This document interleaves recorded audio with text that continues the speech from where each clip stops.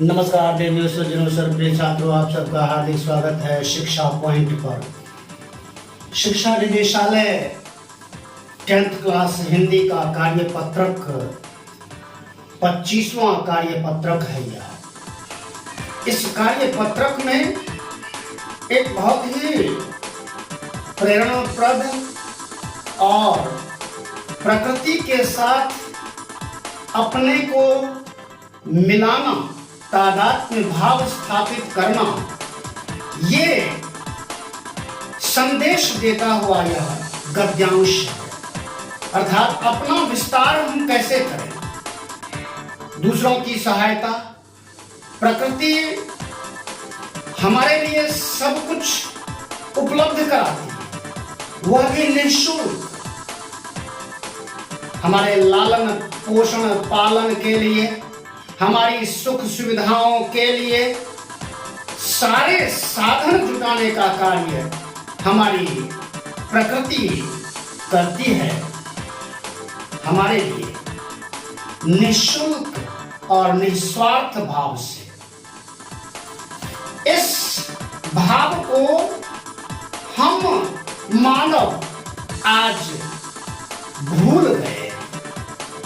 प्रकृति से मानव का रिश्ता लगभग समाप्त हो गया है। विशेष रूप से शहरी जीवन में, आपाधापी की स्थिति में, जहां अपने स्वार्थ के लिए ही सब कुछ किया जाता है, व्यस्तता मानव जीवन में इतनी बढ़ गई है कि हमें प्रकृति के सानिध्य में रहने का अवसर नहीं मिलता।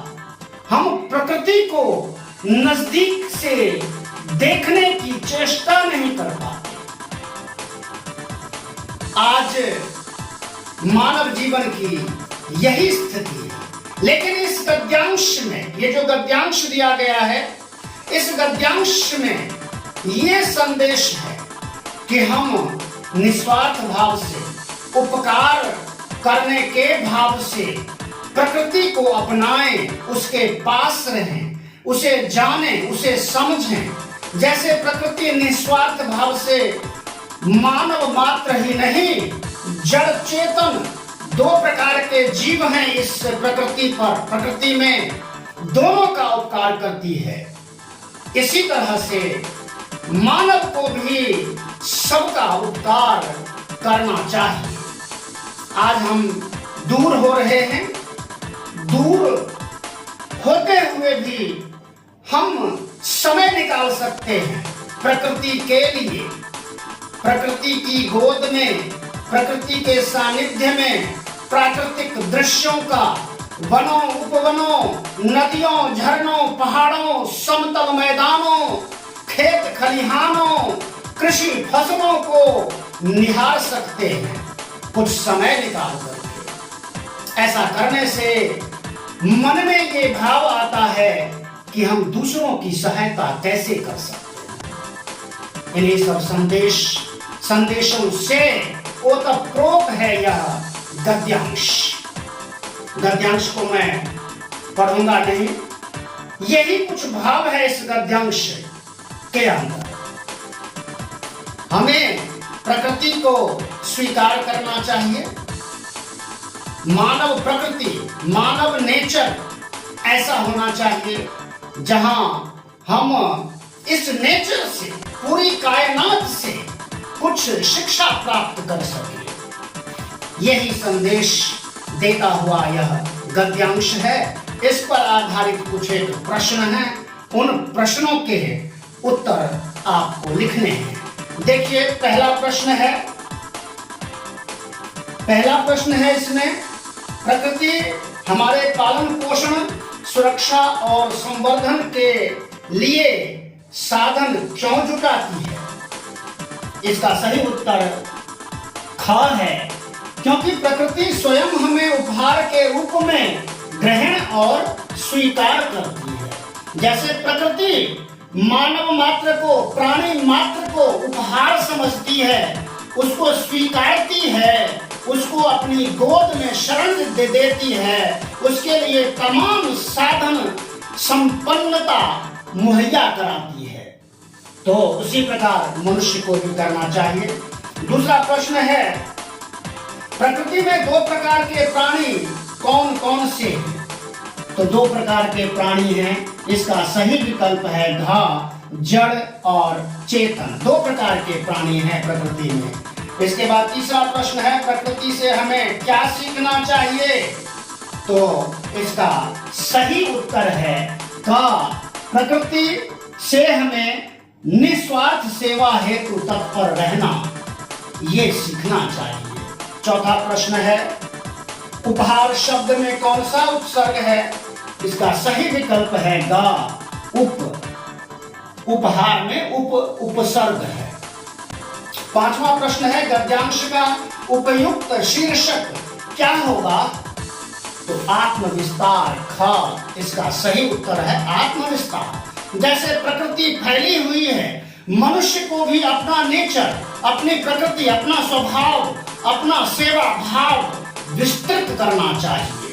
तो आत्मविस्तार, स्वयं को बढ़ाना, स्वयं का विस्तार करना ही मूल संदेश है। इसके अलावा इसके बाद जो प्रश्न हैं उनमें विकल्प नहीं है, इनके उत्तर लिखने हैं। छठा प्रश्न है, प्रकृति हमें उपहार के रूप में ग्रहण एवं स्वीकार करती है, ऐसा हम कैसे कह सकते हैं? तो प्रकृति हमें उपहार के रूप में स्वीकार करती है, ग्रहण करती है, हमारे पालन पोषण, सुरक्षा और विकास के सारे साधन प्रदान करती है, सुख सुविधा का ध्यान रखती है।